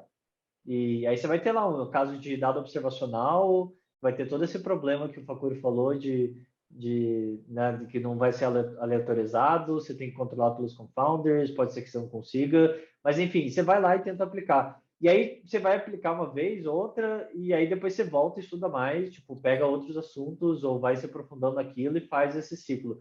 Se você esperar que você vai estudando e um dia você vai achar que se você virou um data scientist, depois de fazer um curso, outro curso, isso nunca vai acontecer, na real. Você sempre vai se sentir meio inseguro e sempre vai rolar meio uma, um desnível entre você fazer o curso e aprender no curso e você aplicar, e é normal isso. Você vai sofrer e aí você vai conseguir aplicar de uma forma e aí você vai aprender um pouco e aí depois você volta e fica fazendo esse ciclo. Mas não enterra a cabeça em curso e faz um depois o outro, porque tem esse perigo porque tem muito curso hoje. Então, se você for no Coursera e pesquisar Machine Learning, vai ter 30 cursos, tipo, e a ideia não é que você faça um depois do outro. É muito melhor, você faz o básico, aprende bem o básico, aplica num cenário controlado, por exemplo, Kaggle é um cenário controlado para Machine Learning, depois tenta se propor um problema, resolve, aí volta, faz outro curso e continua nessa pegada. Pô, tem muito problema interessante no mundo, acho que, para resolver, assim. Eu tenho medo de falar e vocês roubarem as minhas ideias, mas tem um que eu tava louco para descobrir, que é se adiantar feriado diminui a quantidade de internações de Covid, né? Que fizeram muito isso. Pegaram feriado, adiantaram, fizeram feriadão. Pô, tem uns dados aí de Covid, tá fácil, de feriado tá fácil, né? Tem de todos os estados, então dado tem muito, muitas perguntas interessantes para você resolver com dados, né? Então tem que catar uma dessas e cavucar e tentar responder esse tipo de pergunta. Beleza. Não tem experiência na área de data science. Oh, essa aqui foi a que a gente acabou de mandar. Como é o dia a dia de um data science com esse viés de economista? O dia inteiro tentando resolver problemas de micro ou essa é apenas uma parcela do trabalho? Cara, eu queria muito que o meu dia fosse inteiro resolvendo problema de micro. Eu seria uma pessoa muito feliz, mas infelizmente não é. Você tem que... Uma coisa interessante é que, assim, eu estou dando informação para vocês arbitrarem o mercado, tá? Porque são poucas as empresas que sacaram que elas querem economistas. O Nubank sacou, mas eu imagino que em um ano essa parte de inferência causal vai explodir, da mesma forma que Machine Learning explodiu. O meu motivo para achar isso é porque no exterior ela já está explodindo. Então, geralmente é uma questão de, pô, explodiu lá, daqui a um tempo vai explodir aqui. Então, por que eu estou querendo dizer isso? Ainda não é tão estabelecida essa abordagem de inferência causal no mercado brasileiro, e acho que no mercado de data science geral. Então, não é sempre que a gente tem essas oportunidades de trabalhar com esse tipo de problema. Uma grande parte do meu trabalho, por exemplo, é explicar às pessoas o que é inferência causal, explicar aos colegas de data science como que a gente faz uma abordagem causal, como que a gente avalia isso e criar metodologias para isso, tá? Outra grande parte do meu trabalho é fuçar dados. Então, pegar um monte de tabela, ficar olhando como que elas parecem e tentar entender esse dado. Então, assim, eu diria que não tem um dia a dia do data science, porque tá, isso é só no Nubank, tá? Eu posso dizer por todas as empresas, mas no Nubank a gente acaba pegando um problema de negócios e a gente vai ele de cabo a rabo. Então, a gente decide o problema que a gente vai atacar, decide como, coloca em produção e monitoro para ver se deu certo. Então, no Nubank não tem um departamento de Data Science em que a gente fica lá no Monte Olimpo e as pessoas vão mandando, faz esse modelo para mim. Não, como eu falei, eu estou alocado dentro de uma área de negócio, eu estou alocado dentro do time de limites iniciais, eu tenho que resolver o problema de limites iniciais. E aí eu vou trabalhar em definir como que eu vou resolver esse problema, eu vou trabalhar na definição do problema, vou trabalhar na implementação, na parte de programação, na parte de implementação com engenharia. Então, em cada momento do projeto, eu posso estar fazendo uma coisa ou outra, né? A parte de resolver o problema estatisticamente ou com microeconomia, ela é só uma parte desse problema, né? Só uma parte do projeto. Depois que eu resolvi, eu ainda tenho que implementar, tenho que estimar, tenho que catar dado. Então, tem todas outras essas partes que a gente trabalha. Então, é difícil falar num dia a dia, porque vai depender muito da fase do projeto que você está. Vai ter dia que você vai estar só fazendo engenharia de software, vai ter dia que você só vai estar fazendo machine learning, vai ter dia que você só vai estar fazendo microeconomia, vai ter dia que você só vai estar fazendo apresentação em PowerPoint. Então, varia muito, né? Quer complementar alguma coisa, Moneda? É isso. Não só na do economista, mas do data scientist em geral. Vai ter dia que você vai programar o dia inteiro, vai ter dia que você vai resolver 2 bugs só, que tipo, não tem nada a ver com nada com o que você gosta, que pode ser que tenha a ver com a infraestrutura de onde você está trabalhando, ou buscar alguma coisa, ou, como o diz, fazer slide. Mas é isso, vão ter outras tarefinhas mais picadas, que você não vai usar isso, enfim, eu acho que é difícil ter alguém pensando 100%, por mais que seja especializado nesse tipo de problema, 100% alocado nisso, mas eu acho que isso é comum para carreiras analíticas, assim, que varia um pouco mais, né? Tipo, você não é um programador, você tem essa mistura das três coisas que torna a oportunidade legal e excitante, mas ela também te joga para muitas coisas, né? Tipo, você vai estar fazendo design de experimento, você vai estar fazendo monitoramento do seu experimento, ver se está funcionando, enfim, é mais diversificado, mas eu acho que isso faz com que seja legal também. E tem outras partes que a gente não tem escolha, né? Essa coisa de ficar vendo resolvendo bug, ou resolvendo treta, ou fazendo apresentação, deixando o slide bonito, ou coisa assim. Não tem muita escapatória, não é tão glorioso, mas no final das contas, quando você junta tudo, acho que fica legal ainda. Boa tarde. Você acha que é um diferencial ter mestrado em economia? Cara, acho que é um excelente momento para a gente responder isso, porque eu sou completamente contra mestrado e o Moneda ama mestrado. O Moneda acho que fez 3 mestrados, ele fez 2 graduações, então você vai ter os dois extremos, aí você escolhe quem você escuta, tá? Eu acho que assim, tem um peso só no currículo, tá? Depois do currículo, meio que não muito. O mestrado, eu acho que ele é assim, na maioria dos casos, eu vejo o mestrado mais como alguém falando que você é inteligente, tá? Alguém atestando a sua capacidade técnica. Mas não é a única forma que você tem de mostrar que você é inteligente. Por exemplo, hoje, eu acho que um dos grandes benefícios, se tem algum dessa pandemia, é que várias universidades começaram a disponibilizar os cursos de mestrado e doutorado online. Então, você pode pegar a aula com o melhor professor do mundo, ver essa aula no YouTube e estudar por conta própria. Você não precisa de uma faculdade você não precisa mais do meio de uma faculdade para estudar da mesma forma que você estudaria numa faculdade. Obviamente que vai depender do tanto de estrutura que você precisa. Eu sou um cara que eu não preciso de muita estrutura para estudar. Eu consigo estudar basicamente livremente, eu consigo catar os vídeos no YouTube e fazer os cursos por fora. Mas se você precisa de uma estrutura, talvez a parte da faculdade, a estrutura que a faculdade te oferece seja uma boa também. Então vai depender. Eu acho que não é uma grande diferenciação a parte do mestrado por causa disso. Agora, eu estou falando do papel, tá? Se você usar o seu mestrado para aprender, se você de fato aproveitar o seu mestrado e entender as partes de microeconomia, ou seja, o conteúdo que o mestrado dá, eu acho que é bem interessante, tá? O que eu estou falando é simplesmente que você pode pegar esse mesmo conteúdo que você vai ter no mestrado de outras maneiras. Essa é uma pergunta super complicada, mas eu concordo com essa parte do Facuro, né? Por que você entrou no mestrado, né? Eu, por exemplo, fui fazer mestrado porque eu queria ter um contato próximo com o meu orientador, no sentido que ele me treinasse para fazer pesquisa, enfim, aprender o processo, escrever artigo, enfim, ganhar um rigor e etc. Então depende muito como você usa, né? Se você usou e fez disciplinas interessantes, se você e na verdade a diferenciação hoje de você fazer um mestrado ou você estudar por conta é que você tem uma pessoa ali que está disponível para você, né?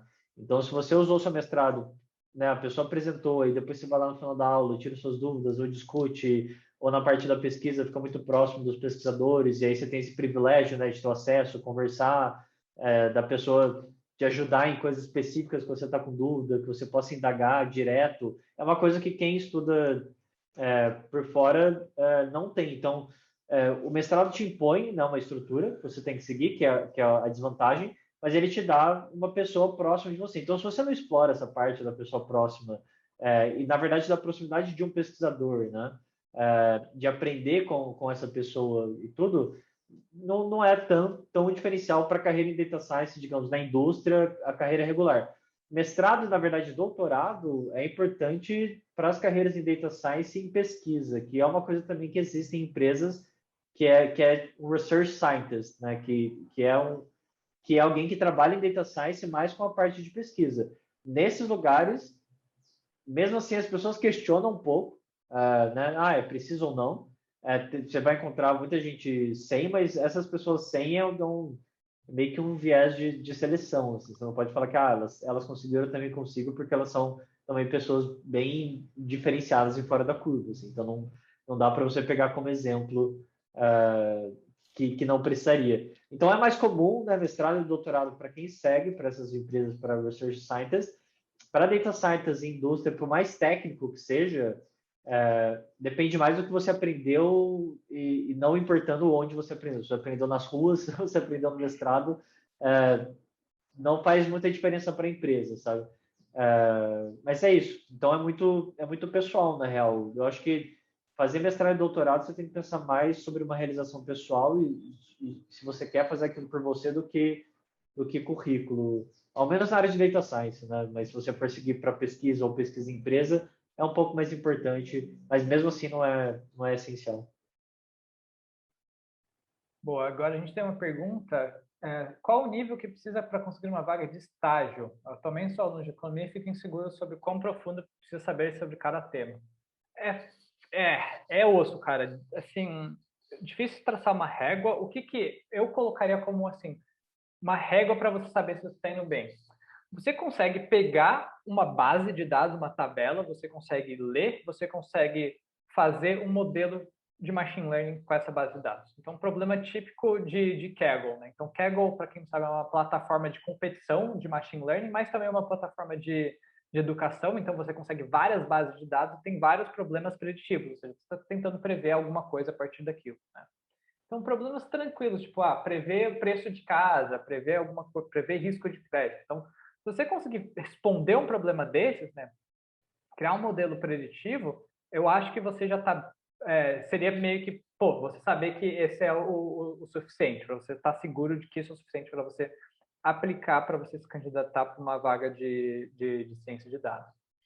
Uma coisa que eu gostaria de destacar a gente não cobra assim o avançado nessas áreas que eu passei, né? Que é estatística, business e programação. A gente cobra o básico. Então, você não precisa ser o mestre da programação, saber programação orientada a objeto. Cara, saber manipular dados, saber um fluxo de controlezinho, um if-else e como fazer for loop, já está assim, 90% do que precisa saber.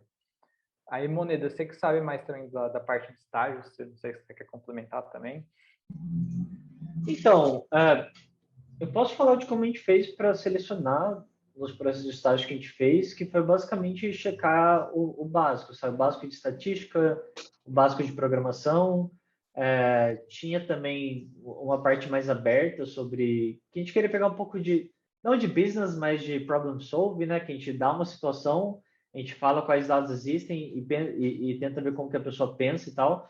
Então, estágio é mais comum que as pessoas peçam meio o básico, assim, e as pessoas vão considerar o que você consegue aprender fora de uma empresa, né? Ninguém vai cobrar que para entrar no estágio você precisa já ter resolvido problemas tão complexos quanto você acharia numa empresa. Então, por exemplo, essa coisa do Kaggle, né? Se você vai lá, participa no Kaggle e consegue acompanhar o que as pessoas estão fazendo, os notebooks, e consegue fazer um modelinho bonitinho e validar e tal, isso provavelmente já é o suficiente na parte de data science, né? Saber a estatística do curso que tem na universidade também, né? Saber entender bem como que usa. E aí, quando receber um problema, conseguir ter um processo estruturado de pensar nos dados, o que faz sentido ou não, já geralmente é o suficiente, assim. Só adicionaria o básico de programação, porque a gente pediu no nosso processo de estágio, e eu imagino que outros processos de estágio também vão pedir, mas o Facuri mostrou, né, tem um monte de curso aberto. E nesse processo de aprender Data Science e Machine Learning, você já vai meio que exercitar a programação. E se você consegue usar a programação para fazer esses cursos, geralmente já é um nível suficiente para entrar numa vaga de estágio. Mas também tem a questão de competição, né? Por mais que eu acho que esse é o nível, né, necessário e básico, tudo, né, e tem as vagas, hoje bastante gente aplica, mas por mais que tenha bastante gente aplicando, acho que tem mais vaga de estágio e oportunidade do que pessoas qualificadas para essas vagas. Então, acho que para estágio tem bastante oportunidade. A questão é só também tomar o cuidado com onde você vai fazer estágio, porque, né, o Facor falou da confusão, né, do que às vezes contrata um data scientist querendo que a pessoa faça milagre. Então, eu aconselharia, se você tem algum contato na empresa, pergunta como é, o que as pessoas fazem. Então, fazer estágio em data science numa empresa legal que esteja fazendo data science com qualidade, assim. Tem muitas experiências diversas de quem faz estágio em data science. Vai ter gente que vai ficar fazendo só dashboard, só olhando para métrica, só fazendo gráfico e tal. Isso isso é uma partezinha, né? Tipo, a gente não esperaria que a pessoa fizesse tudo isso. Ao menos no Nubank, uma parte boa que eu acho do nosso estágio é que o estagiário trabalha como data scientist comum, né? Faz coisas que qualquer outro data scientist faz. A gente não empurra só a parte chata, né? Senão, talvez naquela pergunta do dia a dia, a gente responderia que o dia a dia é maravilhoso, porque tudo que é chato a gente empurra para o estagiário. Mas a gente não faz isso. Geralmente a gente divide a parte chata e a parte legal com os estagiários. Então tenta procurar uma empresa assim. Geralmente entrar não tá tão difícil assim, é só o básico, mas a validade da experiência também é importante. Então procura um lugar que vale a pena, que você conheça alguém e possa fazer perguntas sobre o que eles têm feito lá. Aí a gente tem uma pergunta sobre carreira. Para onde você vê que a carreira de Data Science pode te levar em 5, 10 anos? É muito difícil falar, tá? Porque o mundo está em constante mudança, principalmente na área de tecnologia. O que a gente sabia 2 anos atrás já está começando a ficar obsoleto, né? O que eu acho? Eu acho que ciência de dados ela é uma formação analítica, tá? Então, embora o termo ciência de dados seja novo, a profissão não sei se é tão nova, né? Então, tem estatísticos fazendo data science faz muito tempo. E eu acho que isso vai continuar por muito tempo, pelos simples motivos de que os problemas estatísticos eles são presentes em qualquer empresa, né? Você precisa de estatístico sempre que você tem certeza sobre as coisas. Você sempre vai ter certeza no ambiente de empresa, tá? Além disso, eu acho que data science sério é muito difícil de fazer. Então tem uma barreira de entrada que é muito alta. Se você for fazer direito o negócio, não é uma coisa fácil. Primeiro que tem que saber matemática. Pronto, aí você já cortou metade das pessoas. Metade não, você já cortou uma grande parcela da população. Né? Então, não é para qualquer um fazer data science. Por isso que eu não acho que esse campo, sei lá, vai se perder em 10 anos. Eu acho que as ferramentas vão trocar, a gente vai ser um data science muito diferente, a gente vai conseguir automatizar várias das coisas que a gente gasta tempo fazendo hoje. Eu espero que eu não tenha que fazer daqui a 10 anos. Mas eu acho que o problema fundamental, que é matemático, formular um problema de negócio de uma maneira matemática que você consiga resolver com modelagem, isso vai ser sempre presente. Complementando e falando um pouco sobre também questão de carreira, ou como é a carreira no Nubank. Bom, a gente eu e o Facuri, na verdade, vamos fazer 4 anos de Nubank agora em agosto, a gente entrou junto. Então, eu acho que a gente pode comentar um pouco de onde a carreira de Data Science levou a gente em 4 anos, também nesse sentido de como que vai progredir na carreira. E também é bom porque, né, o Facuri foi para esse lado de management, mas voltou e eu continuo na parte de management, então acho que são duas perspectivas. Assim, né, quando você entra, e na real, eu acho que acaba sendo uma carreira dinâmica em, assim, é meio injusto porque o Nubank é uma empresa que é muito dinâmica, né? Cresceu muito e isso acaba fazendo com que a carreira seja acelerada. Mas, mesmo assim, se você olha a Data Science, mesmo em empresas que podem não estar crescendo tanto, como tem necessidade de pegar pessoas e o mercado é muito novo, então, né, você tem 1, 2 anos de experiência, você já vai estar, tipo, num lugar especial no mercado, quase, assim, de tão novo que é. Então, a carreira em Data Science tem sido, em médias, eu acho rápida, assim, por causa dessa coisa de mercado novo, de hype, e então as pessoas acabam subindo rápido. O que acontece é que, né, você pode ir para um lado é uma carreira parecida com engenharia, eu acho, nesse sentido, né, que tem pessoas que vão, né, ter essa carreira em Y, que vão para a parte de gestão de pessoas e liderança. E aí, se você quiser ler livros sobre carreira e entender tudo, tem um livro que chama The Manager's Path, que é para engenharia, mas eu acho que vai te dar uma ideia, basicamente, de como é uma carreira de Data Science, que acaba sendo uma carreira de tecnologia, principalmente se você estiver numa empresa de tecnologia. Então, tem essa parte, né? Você vai ficando cada vez mais senior em relação à gestão de pessoas, então você vai estar liderando pessoas e projetos, aí depois você começa a liderar talvez uma unidade de negócio, e aí você vai subir liderando, né, times ao invés de liderar um time só, e aí você depois lidera um segmento, e sempre olhando para a parte de data science naquele contexto. E na parte técnica, eu vejo mais ou menos da mesma forma, né? O escopo, né, vai sempre aumentando. Então, é uma carreira que permite aumento de escopo. Eu acho que ela é mais ela permite mais essa coisa de subir escopo do que até uma carreira de engenharia, por ter esse link com o negócio que engenharia muitas vezes não faz tanto.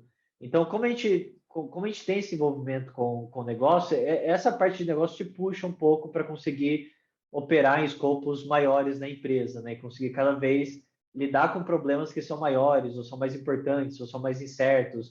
Então, a carreira de data science ela é relativamente dinâmica, assim, em sentido de, eu consigo ter progressão, eu vou ser um data scientist, né, e resolver o mesmo tipo de problema para sempre. Então, quanto mais senior você fica, mais cabeludos são os problemas que as pessoas vão te empurrar, né? Então, mais incertos eles vão ser. Mais você vai ter que pensar, em vez de só ir lá e aplicar, e apertar botão, e fazer o que você já fez muitas vezes. Então, eu ao menos vejo dessa forma que é uma carreira interessante por questão de que tem progressão, que o seu conhecimento vai acumulando e vai se pagando, mas é difícil, assim, é um negócio que leva um tempo, mas vai ter muito problema, os problemas vão ficando cada vez mais difíceis, assim, eu acho que você não vai enjoar, assim, em algum momento, eu ao menos vejo dessa forma, não sei se o Facuri também vê a parte técnica que de fato tem uma carreira e dá para ir subindo. Eu acho que tem. É um pouco foda de falar, porque o Nubank é um caso muito particular, né? Então, acho que, sei lá, fico com medo de falar, os caras vão cair numa empresa que você fica data science 1 por 5 anos, né? Acho que é uma possibilidade também, vai depender muito da sua empresa, né? Eu acho que não sei se eu tenho muito a complementar o que o Maneda falou, que é muito isso, assim. Problema não falta, tá? Você olha para o lado, tem três. Você tem que descobrir qual deles você vai atacar. Assim, você tem que priorizar e todos, assim, não todos, mas a gente tem muitos problemas muito difíceis que a gente não faz a menor ideia de como resolver. Isso eu acho legal de data science, que assimila um pouco a carreira acadêmica, que você está sempre você sempre está inserido num processo criativo, né? Muito difícil isso virar tarefa repetitiva. Puta, você entra, sai, faz a mesma coisa todo dia. Resolução, é uma carreira de resolução de problema, né? E cada vez o problema vai ficando cada vez mais difícil, cada vez tem problemas diferentes, problemas novos. Então, é muito difícil ficar entediado, né? Porque, por causa disso, é uma carreira criativa, fundamentalmente. Né? Sobre assim, eu decidi ir para a parte técnica. Eu estou sentindo que tem espaço técnico no Nubank, tem para crescer. Eu acho que, assim, uma das coisas... Eu deixei de ser manager, né? Então, sou um cara técnico um pouco atípico, porque eu não fui só técnico, eu fui manager, descobri que eu detestava isso e eu voltei a ser técnico.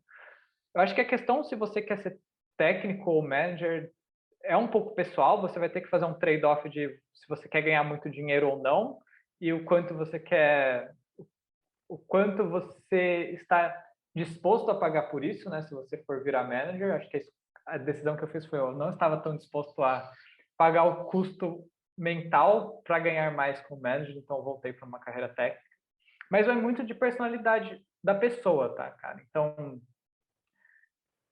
manager, eu acho que não é uma coisa que você aprende, não é uma coisa que você aprende. Vai muito da sua personalidade e vai muito de... É uma arte, assim, conforme mais você faz, mais você vai ficando bom nisso, mas você não vai conseguir aprender isso com os livros e vai ser muito da sua personalidade, né? Você vai ter que aceitar que o seu trabalho... Você não trabalha mais para você, mas você trabalha mais para as pessoas que você está gerenciando. Então, você perde um pouco da sua autonomia para fazer as coisas, você tem que se entregar muito mais. Então, vai depender muito da sua personalidade se você consegue fazer isso, né? Se você está disposto a isso, se é uma coisa que a sua personalidade permite também.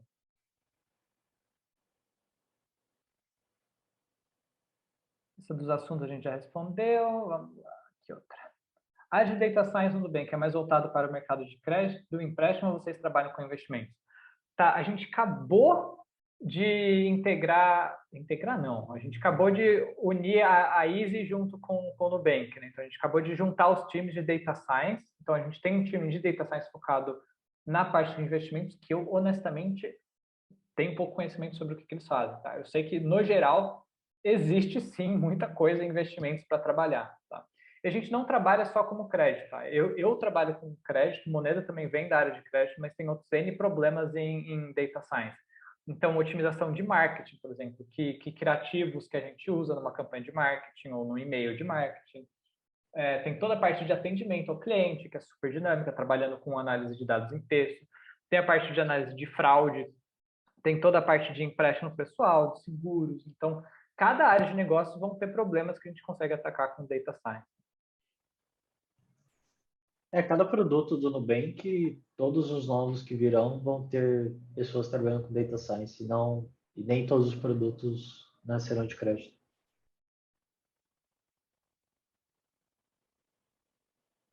Essa é para você, Moneda. Luiz, como foi o processo de fazer mestrado e trabalhar no setor financeiro ao mesmo tempo?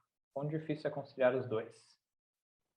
Então, o Nubank dá bastante flexibilidade em questão ao horário, mas é desgastante, né? Não tem muito, não tem como criar tempo, não tem como fazer nada, né? Então, já acaba meio que sacrificando um pouco de tempo livre, mas deu para levar, assim. Eu acho que também o lado bom foi que eu sempre fiquei pensando sobre os problemas do trabalho, para onde que a minha pesquisa ia, e acabou casando um pouco com os problemas que eu vejo, e eu acabei achando relevante o tópico que eu terminei pesquisando.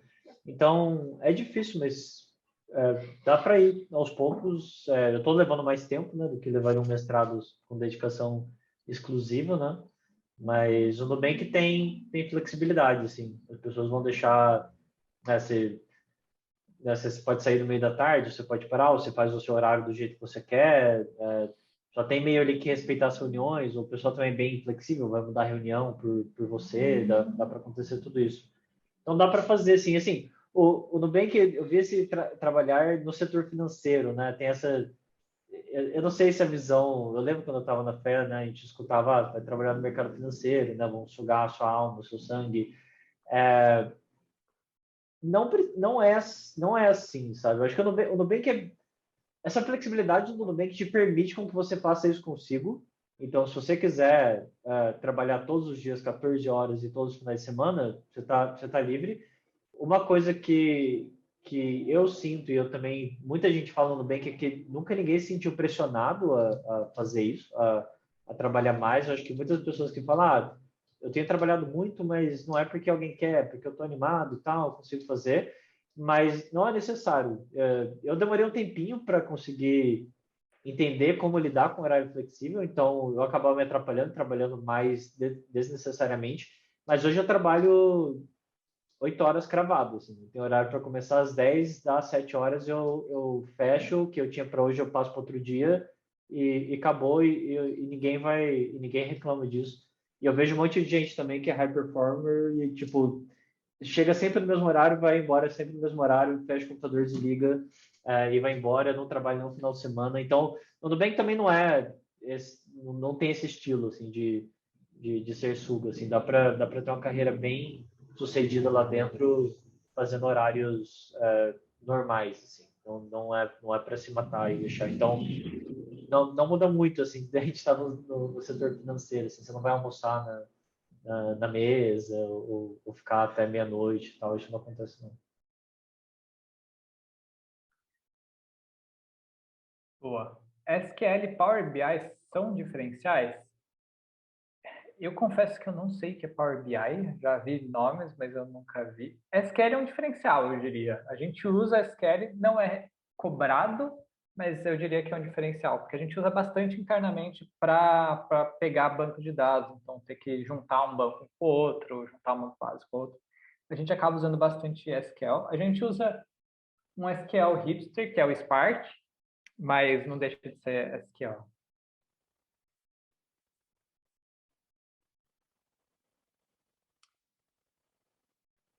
Qual a melhor plataforma para encontrar estágio em Data Science? Não sei. Moneda? Mas eu também, eu também não sei, na real. Eu não sei se o LinkedIn é bom para encontrar estágio. Eu realmente não sei como que as pessoas têm procurado estágio hoje, não. Vou Ah, ficar devendo essa, desculpa, então. não sei não. Sou recém-formado em economia e estou querendo entrar para a área de Data Science. Notei que muitas vagas para júnior pedem conhecimentos bem distintos. Vocês recomendam focar os estudos nas áreas que foram ditas na apresentação ou, pensando em cargos de júnior, especializar mais? Seria necessário um maior grau de conhecimento? Hum, Eu acho que o que a gente passou aqui, né, essas áreas, são para o júnior. Assim, o sênior, a diferença entre o júnior e o sênior é que o sênior tem a base boa e ele começa a se especializar numa coisa, né? Ele vai começando a ficar melhor em algumas coisas.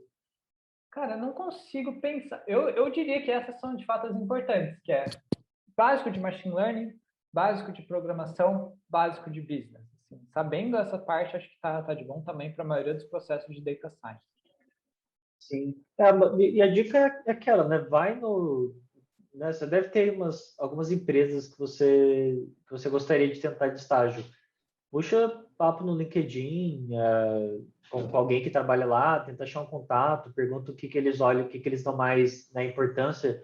Porque, né, a gente tem esses três pilares, mas vai ter lugar que, poxa, programação para essa empresa é mais importante, então eles dão mais valor para quem é mais afiado nisso, ou vai ter outras que é mais business, outras é mais estatística. Então, se você quer, né, tem muita vontade de entrar numa empresa ou outra, conversa com quem está lá. No caso do Nubank, como eu disse, a gente, no último processo, né, tinha um testezinho online que tinha problem solving, né, que é business, tinha estatística e tinha programação, e depois uma fase presencial tinha uns cases que eram também, tipo programação, business e estatística. Então, para a gente pede isso, tinha um peso igual, todas as coisas, mas depende da empresa, né? Vai ter empresa que talvez só faça um teste de programação, vai ter empresa que talvez só faça coisa no papel ali, ou um case para mais estatística. Então, isso aqui é o básico para saber, mas se você quer talvez ser mais objetivo para entrar em determinadas empresas, converse com as pessoas de lá que elas podem falar para cada caso, e aí você não se surpreende durante o processo. Vocês acham que alguns anos o mercado pode ficar saturado pela popularidade que o termo data science ganhou? Então, eu acho que vai ter muitos data science, mas aquilo que eu falei, o data science sério, bom, é difícil pra caramba. Tem que saber muita matemática e estatística, que eu não acho que muitas pessoas vão querer fazer, tá? Então, mesmo que tenha mais data science, eu acho que assim, ainda vai ter muito espaço para quem de fato está interessado em ir mais a fundo no campo e estudar mais essas partes de data science que eu chamo mais, sei lá, mais técnico, vamos dizer assim.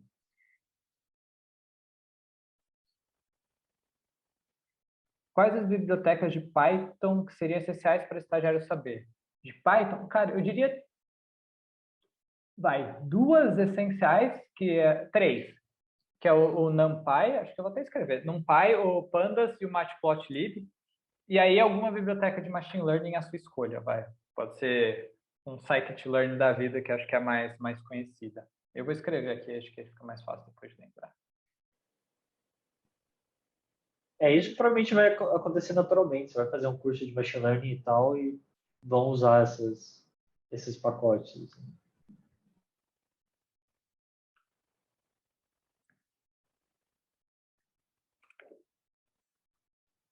Bom, da próxima pergunta, que acham que esse hype em torno de data science acaba trazendo muitos alunos que entram com a mentalidade errada nesse mercado, como alinhar expectativas corretamente? Eu não sei se eu tenho visto, se eu tenho visto isso. Não é, né? Eu não sei, nunca, não sei se a mentalidade errada seria ou a pessoa busca uma carreira ou busca questão de dinheiro, né? Porque tá com a demanda alta e acaba pagando, tipo, em média paga bem, ou se talvez a pessoa tenha a expectativa de que vai fazer um robô e vai chegar e vai fazer coisas revolucionárias. Mas eu acho que as pessoas, em geral, porque quando você olha para essa carreira, em geral, mesmo ela não sendo você construindo um carro autônomo, ainda o que você faz é bem criativo, como o Fakuri falou, assim, tem muito cargo assim em outros lugares ou outras opções, né? Eu cheguei a trabalhar, fiz estágio em banco de investimento e não é tão interessante assim, né? É bem menos excitante. E por ter toda essa parte, o que é legal na real é que, tipo, que toda essa parte que você aprende de estatística, né, de micro, aí depois de programação, algoritmo, cálculo numérico, álgebra linear, tudo isso continua meio no seu dia a dia, sabe? Isso eu acho super legal, assim. Então, se, né, se essa é a mentalidade, né, se tem esse gosto por continuar indo nessa direção de estudo, talvez eu acho que a única coisa que a pessoa poderia se decepcionar seria se depois de fazer um curso de machine learning ela acha que é isso e que isso vai conseguir levar ela, né, para frente na carreira, que aí seria que não, que é, né, o tipo de carreira que você vai ter que continuar estudando e é o tipo de carreira que exige estudo meio fora do trabalho, né? Não exatamente fora, né? Você poderia meio que estudar, alocar um tempo do seu trabalho para estudar, porque é importante. Então é uma carreira de se manter estudando, que é uma coisa bem parecida também com engenharia, né? Em alguns momentos a gente tem feito paralelo com engenharia. É, então, acho que essa seria a única forma da pessoa se decepcionar com essa carreira, seria se ela acha que fiz um curso lá, vou apertar botão e vou ganhar dinheiro pra caramba. Acho que a única forma de decepcionar seria se essa fosse a mentalidade. Que eu espero que não seja, que vocês não tenham vindo assistir essa apresentação esperando, agora eu vou ver essa carreira que é fácil, vou apertar um botão lá e vou ganhar bastante dinheiro e vou virar um superstar. Porque não é isso, mas a parte, né, essa parte criativa, resolver problemas, se manter em contato com estatística, outras coisas que você, né, gostou na universidade, oferece. E eu acho que isso não vai decepcionar. Eu acho que vocês fizeram a economia do trabalho, né? Acho que tem um pouco esse misconception que é isso, puta, vai ser dinheiro fácil, porque tem muito isso, né? Vendendo curso de machine learning em 3 meses e promete salários absurdos. E de fato, acho que você consegue aprender machine learning em 3 meses, só que machine learning não vai resolver a maioria dos problemas de negócios que você vai ter, né? Você, de fato, cada problema ele é único, você vai ter que abordar ele com uma mentalidade meio que única, né? Então, o ponto é, acho que não tem muito como escapar, tá? Não existe dinheiro grátis no mercado, né? A economia do trabalho fala que você vai ser recompensado proporcionalmente por quão difícil vai ser o trabalho que você faz. Não tem como você ganhar muito fazendo um trabalho fácil. Tá? e proporcionalmente quão chato é o seu trabalho. Né? Acho que é por isso que os managers ganham mais também.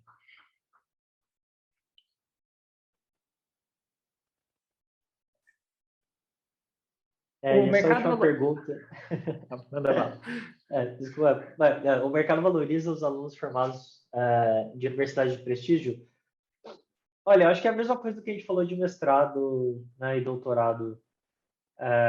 Cada vez mais a gente tenta fazer processo objetivo, tanto também para uma questão de dar oportunidade para as pessoas terem aprendido em outras vias.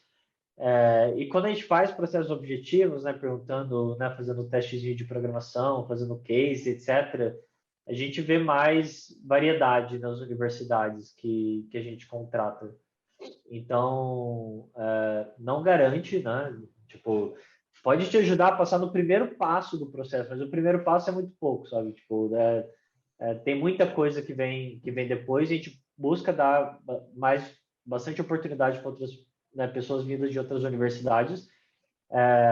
Mesmo assim, né, acaba concentrando bastante, né, vai ter bastante gente da USP, Unicamp, das federais, né, do ITA, do IME, mas é mais diversificado, assim, não é só a gente da USP. Eu diria que é mais diversificado do que eu vi, talvez, sei lá, num banco de investimentos ou talvez em consultorias, justamente porque no processo seletivo a gente tem essa oportunidade de botar a pessoa para fazer, a gente tem uma boa proxy do que seria o trabalho, sabe? Então a gente não precisa né, desse validador de universidade para ver se a pessoa sabe ou não. A gente bota ali para fazer uma coisa que é muito parecida, né?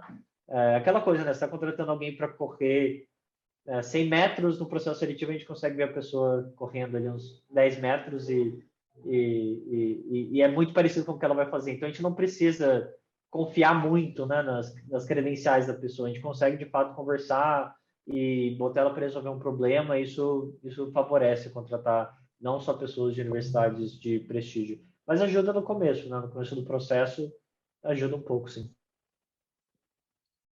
Acho que não tenho nada a adicionar. Surgiu uma outra pergunta. Recrutadores, assumindo que eles não são técnicos, já estão atentos como inferência causal está sendo usada em DS, ou eles acabam valorizando apenas aqueles candidatos que sabem mais machine learning?